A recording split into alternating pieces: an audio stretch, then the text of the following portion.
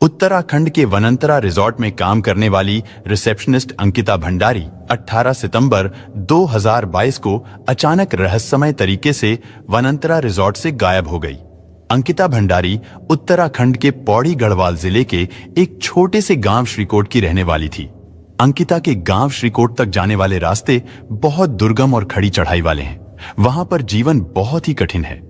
अंकिता के पिता वीरेंद्र भंडारी पहले सिक्योरिटी गार्ड की नौकरी किया करते थे, लेकिन किसी वजह से उनकी नौकरी चली गई थी। अंकिता की मां सोनी देवी आंगनवाड़ी कर्मचारी हैं। अंकिता ने 12th की पढ़ाई पूरी करने के बाद होटल मैनेजमेंट का कोर्स कर लिया था। परिवार की आर्थिक स्थिति ठीक न होने के कारण अंकिता जॉब ढूंढ रही थी। उसी समय उत्तराखंड के जिला पौड़ी गढ़वाल के यमकेश्वर ब्लॉक में वनंतरा नाम के एक रिजॉर्ट में रिसेप्शनिस्ट की जगह खाली थी। उस रिजॉर्ट को बीजेपी और पूर्व राज्य मंत्री रह चुके विनोद आर्य का बेटा पुलकित आर्य चलाता था। पुलकित ने रिसेप्शनिस्ट की जॉब के लिए OLX पर एक एड चलवाया था।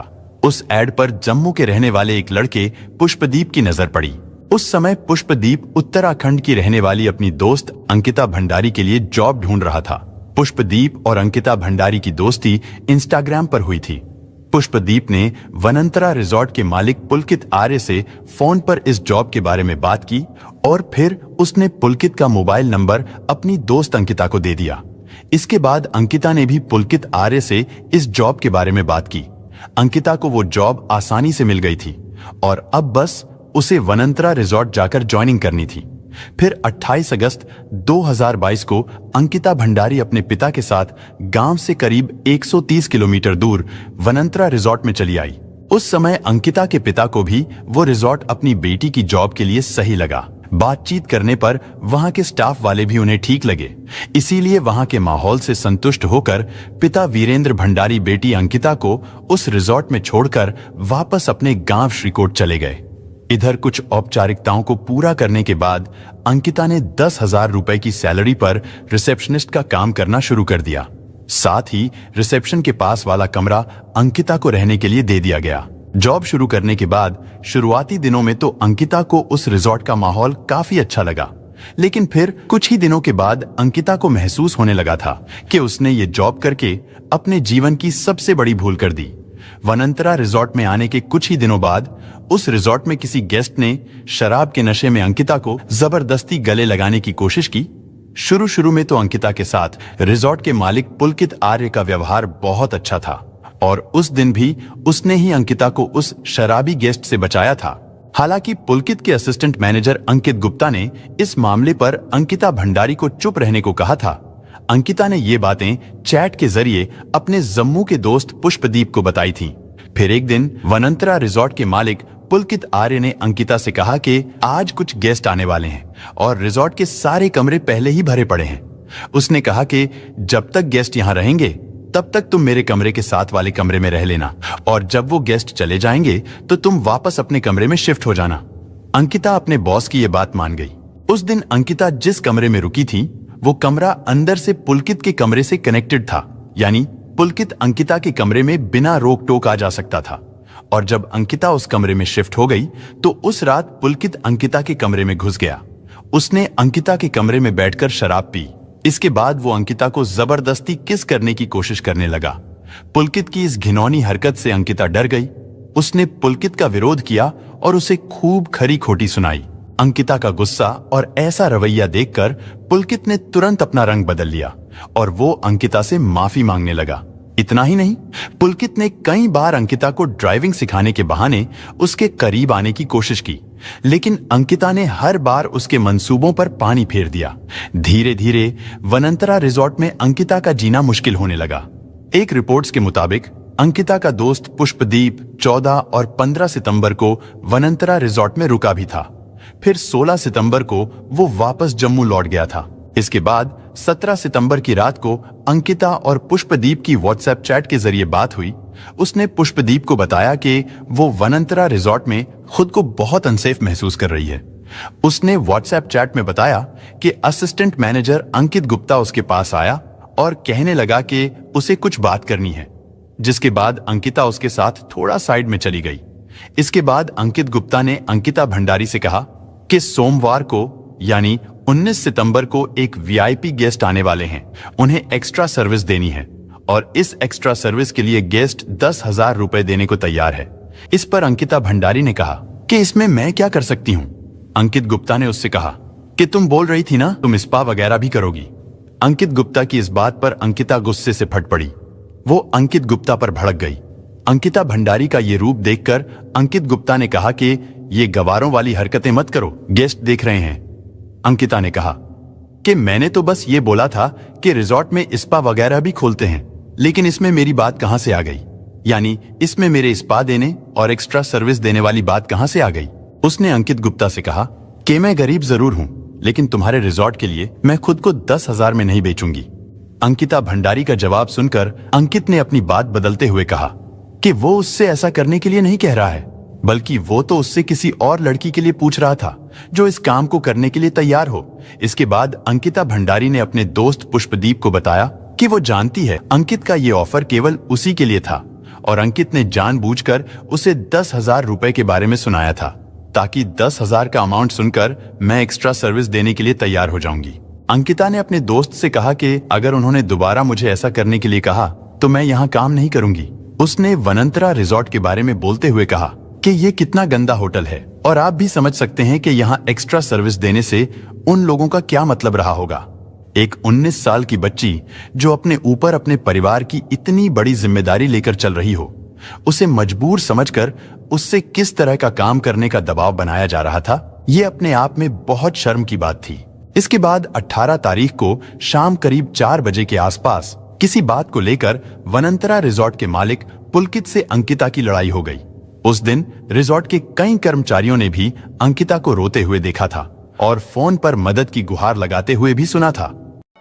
हेलो मैम, मैम करण बोल रहा हूँ, क्या हो गया? प्लीज मेरा बैग ऊपर ले जा दो दुकान तक। चल चलो गाड़ी घुमा, चल नीचे चल, नीचे चल, नीचे चल। आ रहे हैं मैम, हम आ रहे हैं, 2 मिनट बस। वनंतरा रिजॉर्ट के एक कर्मचारी का कहना था कि जब अंकिता मैम रो रही थी तब अंकित गुप्ता उनके सामने हाथ उठाकर डांस कर रहा था, यानी वो उसका मजाक उड़ा रहा था। 18 सितंबर 2022 को शाम 6 बजे अंकिता के दोस्त पुष्पदीप ने जब उसे फोन किया तो अंकिता फोन पर रोने लगी। उसने पुष्पदीप को बताया कि असिस्टेंट मैनेजर अंकित ने उसका मुंह दबाया है और उसके हाथ को भी मरोड़ दिया था। अंकिता ने बताया कि इसके बाद रिजॉर्ट के मालिक पुलकित आर्य ने पुलिस को फोन किया था और वो मेरे बारे में पुलिस वालों से कह रहा था कि यहाँ पर एक अश्लील लड़की है, उसे पकड़कर यहाँ से ले जाओ। अंकिता की ये बात सुनकर पुष्पदीप घबरा गया। उसने अंकिता से पूछा कि आखिर उन्होंने तुम्हारे साथ ऐसा क्यों किया। तब अंकिता ने पुलकित, अंकित और सौरभ के अपने आसपास होने के कारण पुष्पदीप से कहा कि वो पूरी बात उसे बाद में बताएगी। इतना कहकर अंकिता ने फोन काट दिया और फिर करीब 2.5 घंटे बाद रात 8:30 बजे अंकिता ने पुष्पदीप को फोन किया। पुष्पदीप को अंकिता की तरफ से गाड़ियों का शोर सुनाई दे रहा था। पुष्पदीप ने अंकिता से पूछा कि तुम अभी कहां पर हो। अंकिता ने उसे बताया कि पुलकित सर ने उससे कहा है कि चलो कहीं बाहर घूमकर आते हैं। पुष्पदीप ने अंकिता से एक बार फिर से पूछा कि अब बताओ क्या बात हुई थी, लेकिन इस बार भी पुलकित आर्य, अंकित गुप्ता और सौरभ भास्कर के आसपास होने की वजह से अंकिता पुष्पदीप को कुछ भी नहीं बता पाई। इसके बाद रात 9:38 पर पुष्पदीप के मोबाइल फोन पर वनंतरा रिजॉर्ट के मालिक पुलकित आर्य ने फोन किया। पुलकित ने बताया कि वो लोग वनंतरा रिजॉर्ट में पहुंच गए हैं। इसके बाद पुलकित आर्य पुष्पदीप से अंकिता की शिकायत करने लगा। उसका कहना था कि अंकिता अब काम पर ध्यान नहीं देती, हमेशा फोन पर लगी रहती है। उसने पुष्पदीप से कहा कि हमें थोड़ा एक्स्ट्रा ऑर्डिनरी लड़की चाहिए। पुष्पदीप पुलकित की बातों से समझ गया था कि वो अंकिता को जॉब से निकालने की बात कर रहा है। इसके बाद पुष्पदीप ने अंकिता को फोन किया, लेकिन अंकिता का फोन स्विच ऑफ आ रहा था। इसलिए फिर भी पुष्पदीप ने पुलकित को फोन किया। पुष्पदीप ने उसे कई बार फोन किया, लेकिन अब पुलकित ने फोन नहीं उठाया और फिर कुछ देर बाद पुलकित का फोन भी स्विच ऑफ हो गया। अब पुष्पदीप को लगने लगा था कि अंकिता जरूर किसी बड़ी मुश्किल में है, वरना रिजॉर्ट पहुंचते ही वो उसे फोन जरूर करती। इसके बाद 18 सितंबर की रात को ही वनंतरा रिजॉर्ट में काम करने वाले एक कर्मचारी से भी पुष्पदीप की बात हुई। पुष्पदीप ने उस कर्मचारी से पूछा कि क्या अंकिता मैम रिजॉर्ट में पहुंच गई है। उस कर्मचारी ने बताया कि हमने सुना है वो रिजॉर्ट में पहुंच गई है, लेकिन हमने उन्हें अभी तक देखा नहीं है। उसने बताया कि अंकित सर उनके लिए खाना लेकर गए थे और शायद अब तक तो वो खाना खाकर सो भी गई होंगी। इसके बाद 19 सितंबर को सुबह करीब 8:30 बजे पुष्पदीप ने अंकिता के नंबर पर एक बार फिर से फोन लगाया, लेकिन उसका फोन अभी भी स्विच ऑफ ही आ रहा था। इसके बाद पुष्पदीप ने वनंतरा रिजॉर्ट के शेफ को फोन करके अंकिता के बारे में पूछा। शेफ ने बताया कि शायद अंकिता मैडम कहीं बाहर टहलने गई हैं। इसके बाद पुष्पदीप ने एक बार फिर पुलकित आर्य को फोन किया, लेकिन उसका फोन अब भी बंद था। 18 तारीख की रात से ही अंकिता का फोन बंद हो जाना, उससे बात ना हो पाना, ये सारी बातें पुष्पदीप को अब परेशान करने लगी थीं। फिर उसने किसी तरह से रिजॉर्ट के असिस्टेंट मैनेजर अंकित गुप्ता का फोन नंबर हासिल कर लिया। उसने अंकित गुप्ता को फोन किया। फोन वनंतरा रिजॉर्ट के मालिक पुलकित आर्य ने उठाया था और फिर पुलकित आर्य ने पुष्पदीप से क्या बात की थी, हम वो ऑडियो क्लिप भी आपको सुना रहे हैं। हाँ, अच्छा मेरे को एक बात बताइए, हाँ, आपका फोन क्यों लिया था उन्होंने? मेरा फोन, उसका फोन स्विच ऑफ हो गया था, बैटरी डाउन हो गई थी उसकी, उसे तुमसे बात करनी थी। जब मैंने आपको फोन किया था ना 9 बजे। हाँ, जब मैंने आपको लास्ट टाइम पे फोन किया था हाँ जी, हाँ जी। तो उस टाइम पे वो मेरे साथ ही थी हम्म। और उसने मेरे से मेरा फोन लिया और उसके बाद फिर मैंने उसे कहा कि फोन दे दे। उसने कहा कि मैं आपको मॉर्निंग में दे दूंगी फोन। और आपने दे दिया? भाई मेरे फोन में मुझे रात में क्या करना था फोन का? अच्छा जी, ठीक है, चलो कोई बात नहीं। रात में मुझे फोन का क्या करना था? मेरा फोन तो उसी के पास था। रात को? हाँ। तो मेरे को तो फोन तो नहीं किया उन्होंने। क्या? मेरे को फोन नहीं किया फिर भी। अच्छा, उल्टा मैंने 3 बार किया, उन्होंने उठाया नहीं। फिर ऐसा कैसे हो सकता है बताइए? भाई देखो तुम्हारी क्या अगर बात?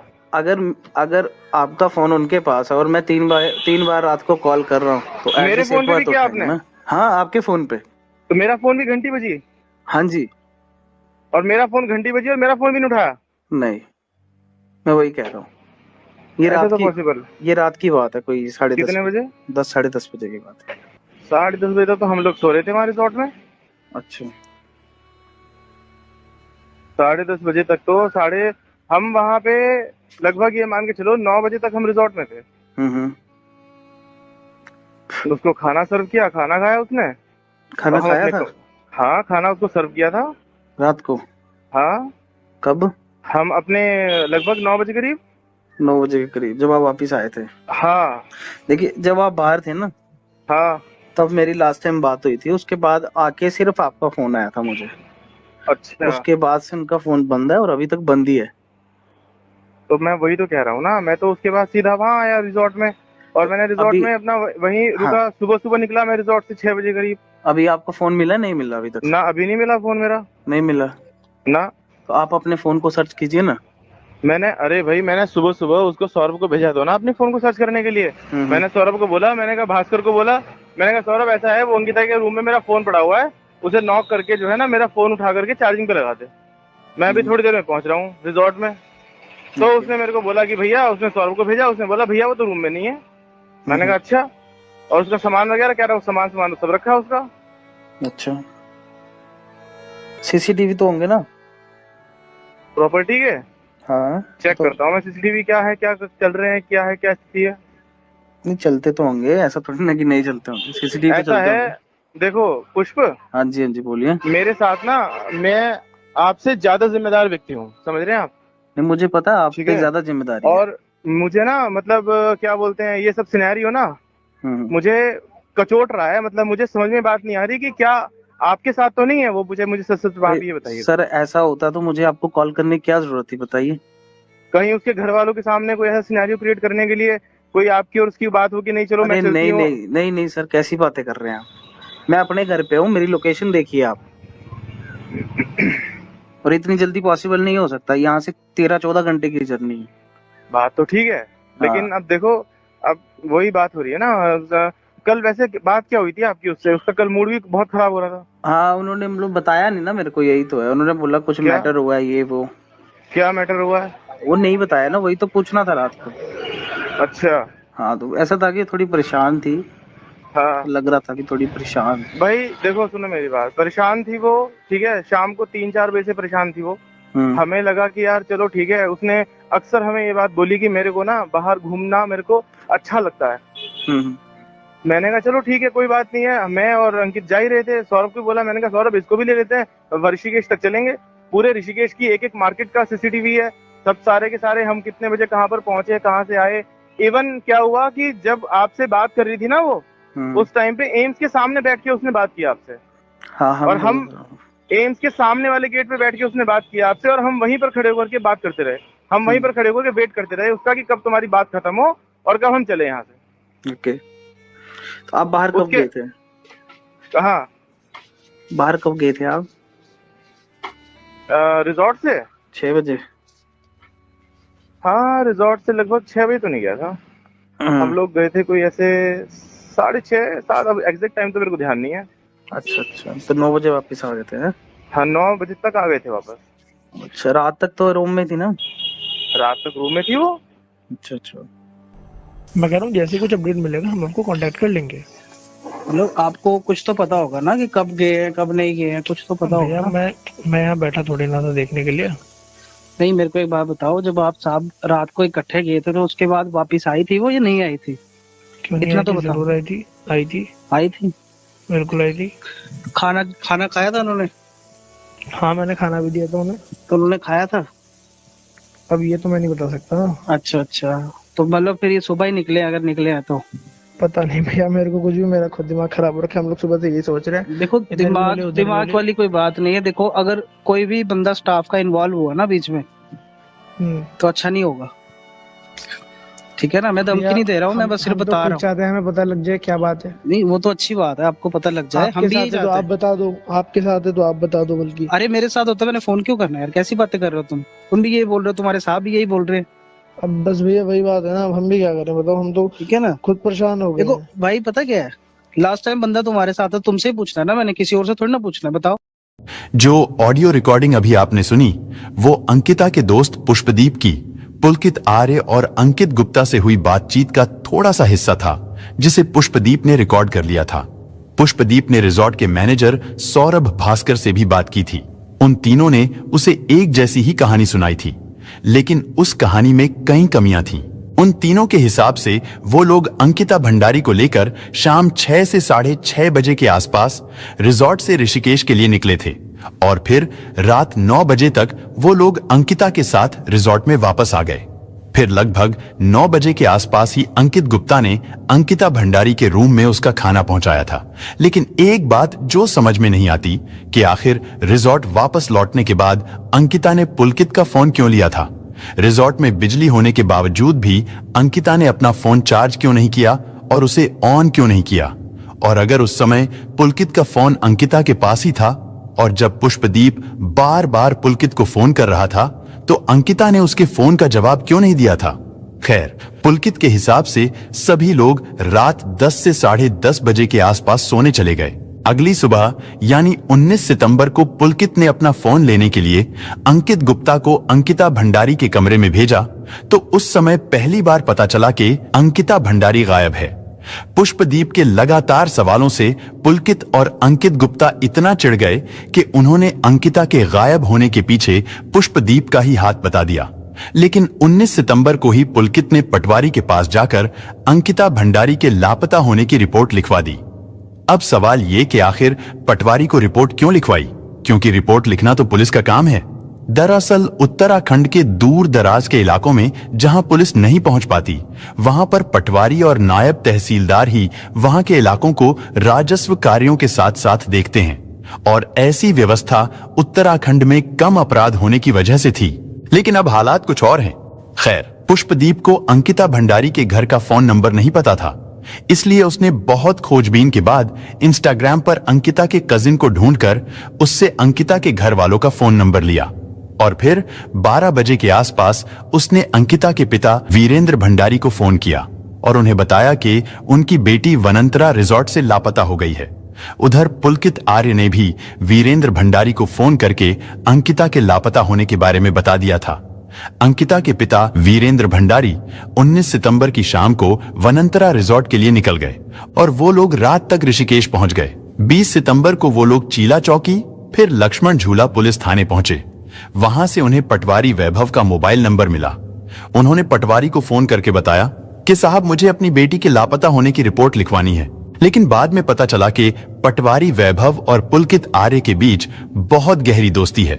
इसीलिए पटवारी वैभव ने जानबूझकर 20 सितंबर को छुट्टी ले ली थी। पटवारी वैभव की जगह जिस दूसरे पटवारी ने उस दिन चार्ज लिया था, उसने भी वीरेंद्र भंडारी की बेटी अंकिता की गुमशुदगी की रिपोर्ट लिखने से इनकार कर दिया। अपनी बेटी की गुमशुदगी की रिपोर्ट लिखवाने के लिए पिता वीरेंद्र भंडारी घंटों तक पटवारी और पुलिस स्टेशन के चक्कर लगाते रहे, जबकि पुलकित आर्य और उसके पिता को उसी पुलिस स्टेशन में इज्जत से बैठाकर चाय पिलाई जा रही थी। और फिर थक हार कर अंकिता के पिता डीएम के पास पहुंचे। आखिर में डीएम के हस्तक्षेप के बाद यह मामला पुलिस को सौंप दिया गया। इसके बाद 21 सितंबर को इस मामले में पहली बार पुलिस ने एफआईआर लिखी। उधर 21 सितंबर को अंकिता का दोस्त पुष्पदीप भी जम्मू से वनंतरा रिजॉर्ट पहुंच गया। उसने अंकिता के परिवार को अंकिता से हुई अपनी व्हाट्सएप चैट और पुलकित आर्य तथा वनंतरा रिजॉर्ट के स्टाफ से हुई बातचीत की ऑडियो रिकॉर्डिंग भी सौंप दी, जो कि पब्लिक भी हो गई। उसने पुलिस को भी अपना बयान दिया।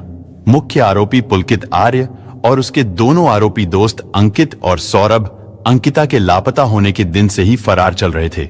इसके बाद लक्ष्मण झूला पुलिस ने शुक्रवार यानी 23 सितंबर को तीनों आरोपियों को गिरफ्तार कर लिया।